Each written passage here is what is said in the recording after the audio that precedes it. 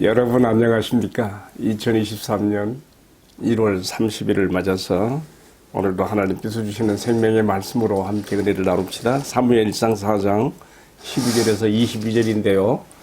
제가 마지막 두 구절을 봉독합니다. 이르기를 영광이 이스라엘에서 떠났다 하고 아이의 이름을 이가 못이라 하였으니 하나님의 궤가 빼앗겼고 그의 시아버지와 남편이 죽었기 때문이며 또 이르기를 하나님의 궤를 빼앗겼으므로 영광이 이스라엘에서 떠났다 하였더라. 아멘. 방금 읽어드린 말씀을 중심으로 권력 세습의 고리 이가봇의 교훈을 함께 나누고자 합니다. 이가봇이라는 말에서 이자는 떠나다, 가보라 말은 카보드라는 히브리어인데 영광이 떠났다.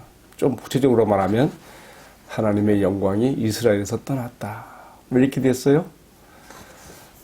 이스라엘과 블레셋 사이에 벌어진 아벡의 전투에서 이스라엘이 아주 심각하게 패전한 것뿐만 아니라 거기서 언약궤를 탈취당했고 또 그뿐입니까? 언약궤의 두 수호자로 자처했던 홈니와 비느하스 제사장도 죽고 또 당시 대제사장 이스라엘의 모든 종교와 신앙의 정점에 서 있던 엘리 대제사장도 이 비보를 듣고 의자에 앉아 있다가 뒤로 넘어지면서 목이 부러져 죽게 되는 거 아니겠습니까? 이것이 다 앞선 말씀에서 나왔던 2장과 3장에서 나왔던 하나님의 심판 경고가 어떻게 실현되었는가를 증명하는 말씀으로 이렇게 남아있는 것이죠. 이 아벡 전투에서 이 참 패전한 이스라엘의 이 소식을 가지고 도망쳐 나온 한 베냐민 사람이 실로 성읍에 들어와서 이 소식을 전했을 때 온 성이 시끄러워졌단 말이에요. 사람들이 울고 불고 난리가 났겠죠. 그때 길가에 의자에 앉아서 이 언약궤까지 이 전쟁터로 내보냈으니까 어떻게 되었을까 궁금했던 대제사장 엘리가 이 비보를 들었을 때에 언약궤라는 말이 나왔을 때에 이것이 빼앗겠다는 말이 나왔을 때에 그냥 그만 충격을 받아가지고 의자에 앉았다가 뒤로 넘어지면서 목뼈가 부러져 죽는 것이죠. 비참한 말로입니다. 그때 그의 나이가 98세라 했고요. 사사로 있은 지는 40년이라 그랬어요. 그러니까 우리가 아는 대로 율법의 그 관례 율법에 기록된 말씀에 가면 제사장이 30세에 직위에 나가서 50세까지만 얘기되어 있거든요. 그러면 이 대제사장으로서 이 직분을 행사했던 엘리가 이 직분에서 떠난 이후에도 계속 이 나이가 됐음에도 계속 이 직분에 머물렀다는 것과 율법대로 안 한 것이죠. 거기다 또 사사 50대 후반에는 사사의 어떤 직위까지 가지고 어떤 권력의 최정점에 서서 40년을 보낸 것이라 그 말이죠. 근데 여기서 지금 이 사무엘서 저자가 아주 특이한 기록을 남기고 있어요. 그날의 전투에서 이스라엘이 패하고 또 언약궤가 빼앗겨졌으며 또 홈니와 비느하스 엘리가 다 죽는 그것을 마침 그 비느하스의 부인이지요. 제사장의 부인이 그 소식을 접하면서 와 충격을 받는 거예요. 시아버지 죽었지요. 자기 남편 죽었지요. 언약궤가 빼앗겨졌지요. 이만저만한 이 슬픔과 비보가 아니거든요. 충격을 받아가지고 산통이 그때 이 여인이 산기가 가까웠다 했는데 갑자기 산통이 오면서 그냥 아기를 그냥 조산하는 거죠. 그러면서 사람들이 혼절하게 되는데 야야야 아들을 낳았다. 아들이 낳은 것이 무슨 대수냐. 언약궤까지도 빼앗기고 이스라엘 영광이 하나님 영광이 떠났다. 그래서 이가봇이라고 했단 말이에요. 자, 문제는 우리가 이 사무엘서를 기록한 저자의 마음으로 돌아가야 되는 거. 왜 저자가 굳이 이 엘리 대제사장의 며느리이며 또 비느하스의 부인인 이 여인의 이야기를 쓰면서 왜 굳이 이가봇이라고 하는 한 아들이 남겨졌다는 말을 쓰고 있을까요? 우리가 여기서 이어지는 말씀에서 이제 그 힌트를 찾는 거예요. 뭐냐면요. 권력의 세습이라는 것은 아주 무서운 거예요. 그래서 우리가 이쯤 됐으면은 엘리 가문이 몰락하고 여기서 끝나고 새로운 제사장에 들어서고 새로운 시대가 열려야 되는데 그렇지 않아요. 이어지는 말씀 보면 우리가 사무엘상 14장 3절 이하로 들어가 보게 되면요. 이가봇의 가문과 그 형제들이 다시 이스라엘의 신앙과 또 성소의 중심에 서서 계속해서 이 직을 유지하는 걸 볼 수가 있어요. 우리가 뭐 오늘 본문의 말씀이 아니기 때문에 뭐 굳이 구체적으로 들어갈 필요는 없지만 그래도 왜 사무엘서 저자가 왜 이가봇이라고 하는 이름을 남겼는가, 이 아들의 이름을 남겼는가, 그것이 궁금한 거지요. 하나님의 영광이 떠나버린 그 껍데기를 붙잡고서 이 직분이 지금 계속 내려가고 있는 거예요. 그래서 어떻게 됩니까? 14장 13절에 보면 엘리야의 증손이면서 이가봇의 형제인 아유두베의 아들 아히야가 당시 하나님이 원해서 세운 왕이 아니고 백성이 원해서 세운 왕인 사울 곁에서 이 권력의 직분을 행사하고 있는 것을 볼 수가 있어요. 어디 그뿐입니까?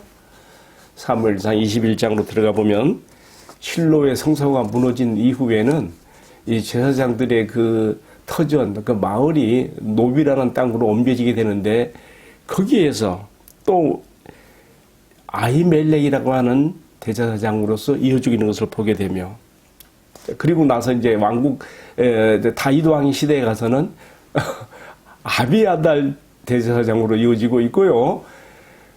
야, 끈질기죠. 그러다가 이미 하나님께서 사무엘상 2장 3장에서 한 하나님의 사람 무명의 선지자를 통하여 또 어린 사무엘을 통해 이미 이 가문에 대한 몰락을 이미 다 경고 예고했고 이제 그만 끝내야 되는 것으로 말했는데도 이 끈질긴 권력의 세습이 어디까지 이어집니까?